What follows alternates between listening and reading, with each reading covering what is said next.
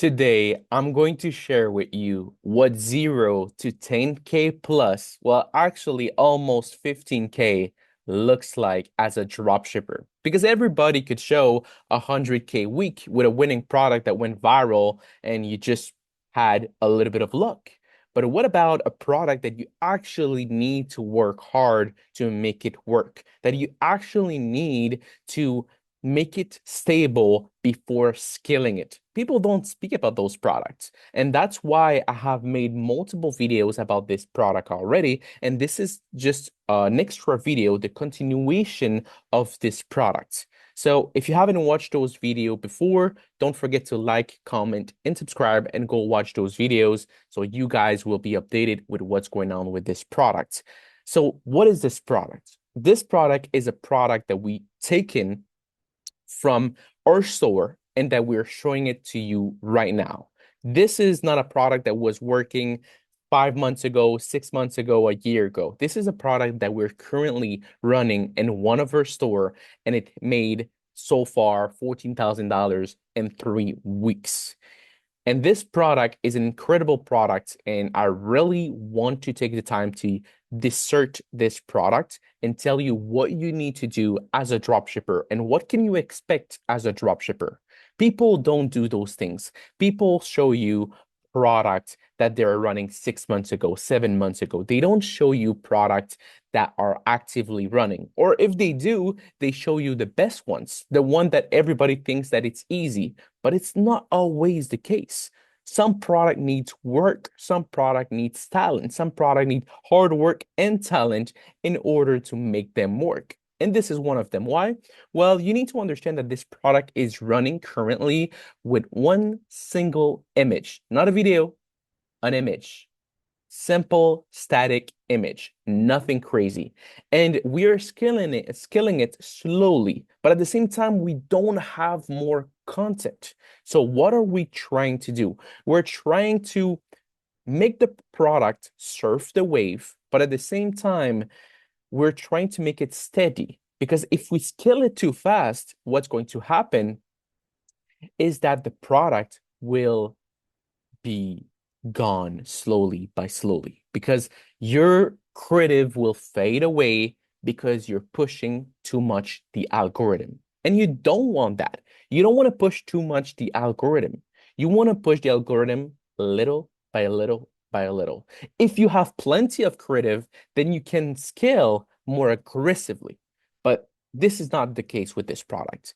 This product we found it on AliExpress was a gem that has no competition, no pictures, no nothing. Only one that we took, we tried it, and it did work.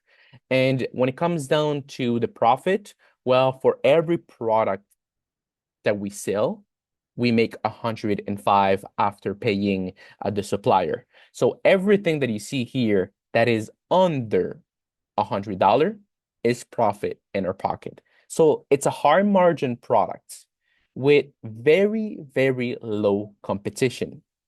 And as you can see, it is seasonal. So it's the best product to make money in a short period of time.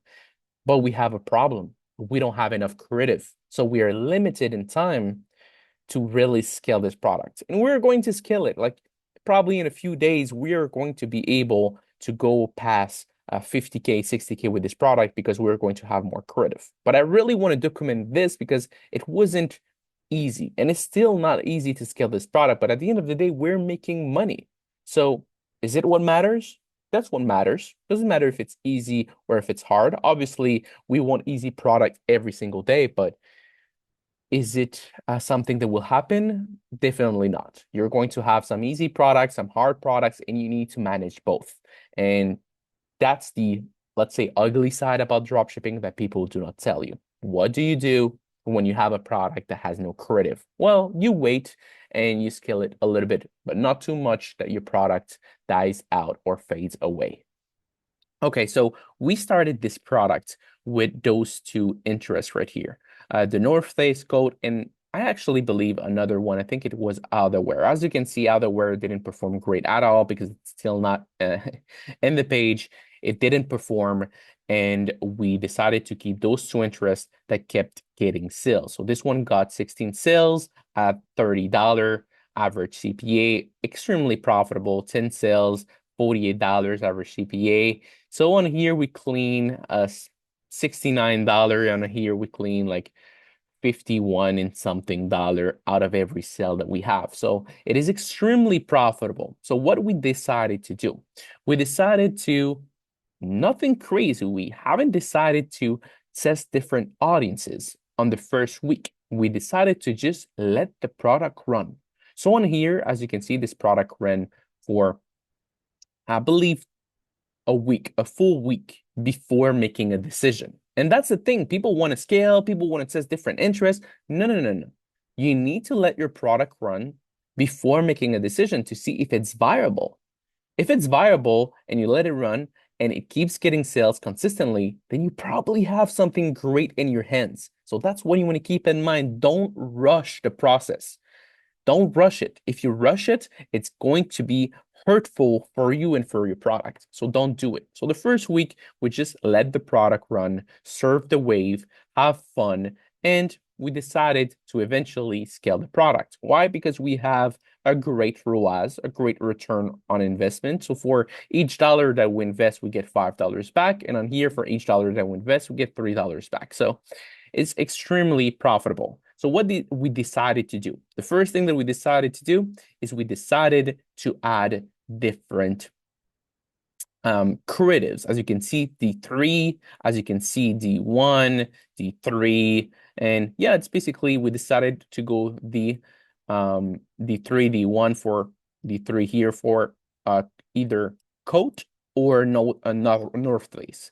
And like I said that I only had one creative. So how could I have tested more creative if I only have one? Well, we work with what we can have. So what I decided to do is I changed the background on my creatives that are working. It's only one, so we changed the background multiple times, and we had some winners. As you can see, D3 on clothing was a winner. D1 on North Face was a winner. D3 on North Face as well. And yeah, basically we decided to change the background. Nothing crazy. We changed the color. And it did perform amazingly well as well. As you can see, D3 were right here, 45, 43, but it is not as good as the main one. It is not as good as the main one. So that was kind of problematic because we're just changing the background. So we still can't scale too fast. So afterwards, we decided to test a new batch of creative. Again, I haven't tested new interest. I haven't tested any. I haven't scaled with bigger budget. So now we are on the third week. This is the second week that we decided. Well, after the first week, on the second week, the start of the second week, that we decided to go with a different background. So we let it run for a whole week. We decided to add new creative. And what did we do here? Pretty simple.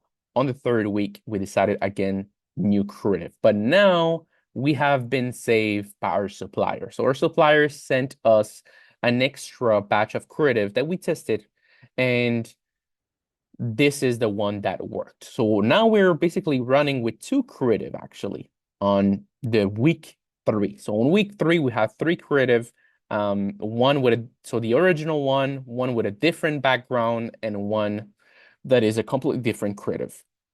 And as you can see, it's a completely different creative. So what does that do? It lowers the CPA even lower, the cost per action, the cost to acquire a client even lower than the original one, because it's a brand new creative and it's not a creative with a different background. So as you can see on here, so this is the one we had between TC11 to TC15. So a few creative, I changed the background to on here, but overall it was just brand new creative and only one did work, and it's this one right here. So as you can see, yeah, that's the only one that worked. Oh, well, yeah, that was the only one that worked. Don't look at this one because this is week 4. So week 3, we had new creative that were performing great. We have the original one, we have the original ones, we have the original one with a different background, and we have a brand new creative. So now we have 3 creatives that are working. Still not enough to scale to high numbers, but we do what we can. So what did we decided to do afterwards? We decided to scale. So on week 3, we decided to scale and test different interests at the same time. So we are going to find different interests, different pocket of audiences, and we're going to scale different budget as well. So as you can see, what I decided to do, I decided to scale the creative that was doing the best. This one, North Face, $25 CPA. We decided to do it. And we had this one that is 42 with a higher budget.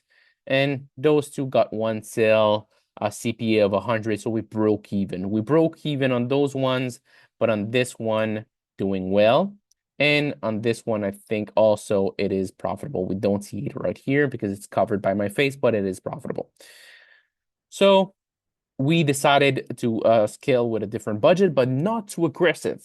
I could have different ad groups with $500 per day, $1,000 per day, and I'm not doing it. I'm just going slow because I still want to scale so my competitors cannot catch me.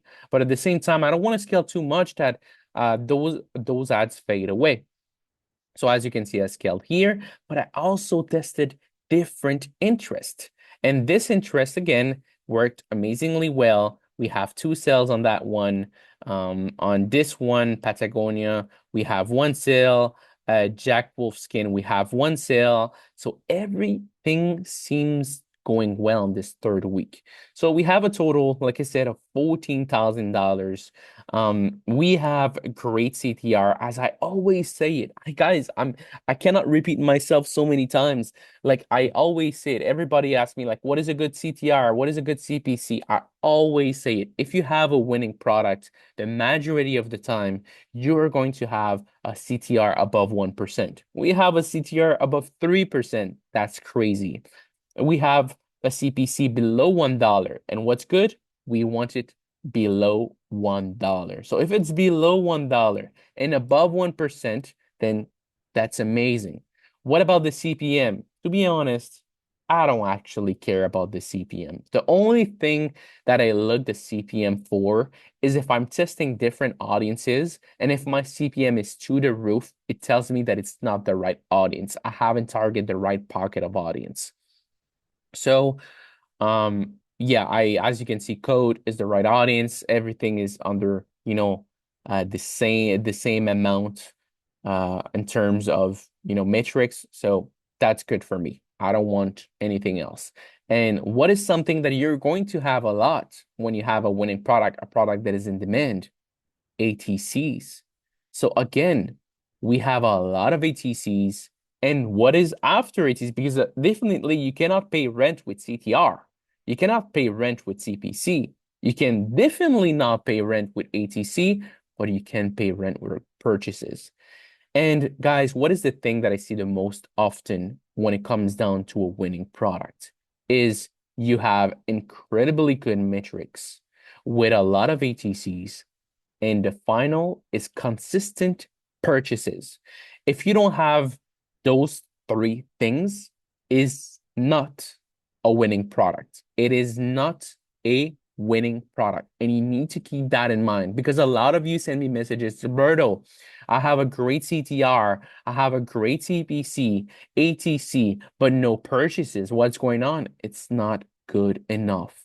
You need a good CTR, you need a good CPC, and you need a good amount of purchases consistently that will let you know that you're profitable. So what happens in the case that you have a bad CTR? Well, it just means that you have a bad hook. So if you have a bad CTR, but you're getting consistent sales, you have a bad hook. If you have let's say very high CPC, but consistent sales, and it's getting higher and higher, you need to change your creatives. Your creatives needs to be changed. And if you have a lot of ATCs, but no purchases, well, simply means there's something on your page. But most of the time, Let me be honest with you. It is not your page. It is simply that your product is not in demand enough. So please follow those rules. Good metrics, CTR below above 1%, CPC below $1, a good amount of ATCs, consistently actually ATCs, and consistent purchases. If you have that, you will have a winning product. And expect that your CPA is going to rise while testing. Because now I'm still testing different creative, I'm still testing different budgets, I'm still testing different pocket of audiences, and sometimes I take a little bit of a loss in order to scale more aggressively later on. Still, I'm profitable and I'm happy, but I know I can bring my overall CPA to a clean 30 or a clean 25. I haven't done yet because I don't have enough creatives, I don't have enough interest, and I don't have enough of well, simply creatives, to be honest, and interest. So by having different creative and different interest, I'm going to be able to scale it. Now I have this one that looks promising. I have those two one that we'll see what happens with them since they have only one sale, and I don't do anything unless something has 3 sales or more. That's my rule. If something that doesn't have 3 sales or more, it means that it was lucky. And we don't rely on luckiness when it comes down to dropshipping. We rely on facts. And what it's facts is 16 purchases is not luck anymore. 5 purchases is not luck anymore. 8 purchases, not luck anymore. So since it's not luck, then you want to scale those because they're high likely the ones that will perform the best. And again, you see that and if you guys are really paying attention to what am I saying, you can see on here that this one worked, but those two didn't work, even though it is the same creative, the same interest, the same everything. It is just a duplication of the original one. Why it didn't work? Why it didn't work? Well, you need to understand that when it says different batch of creative, it doesn't mean not different batch of creative. When you duplicate your interest, it doesn't mean that it's going to work all the time. Now, out of those 3, this one worked and this one worked. So we had actually 4. 1, 2, no, 3, 4, 5. I think we have even 6. So out of 6, only 2 worked. But it doesn't matter because this one bring me 1 sale, but this one bring me 5. And then I know it's going to bring me 15, and it's going to pay back the testing ones. And that's what you want to see. You want to test. You will have a high CPC. And when you're optimized enough, then you just let it run. And it will optimize and it will lower CPA and it will be an ATM machine. And that's what you want. You don't want to do crazy things when it comes down to your Facebook ads. You just want to tweak a little bit every single week. This thing right here, this product took me probably 10 minutes per day. And that's a lot. So I made a clean 15,000 in revenue with this product, probably a few $1,000 in profit if you make the calculation. So a few thousand in revenue by just letting it run, doing a few duplication here and there, testing different creative here and there, nothing crazy. But you know what? It takes patience. Patience. People don't have patience. And since you guys don't have patience, you're either going to scale your product too fast and it's going to crumble down. But if you take your time to really do things carefully, you will have something that is long lasting and that will be milking you money. So yeah, guys, this is the video of today. Wish you all an amazing rest of the day. Take care and peace out.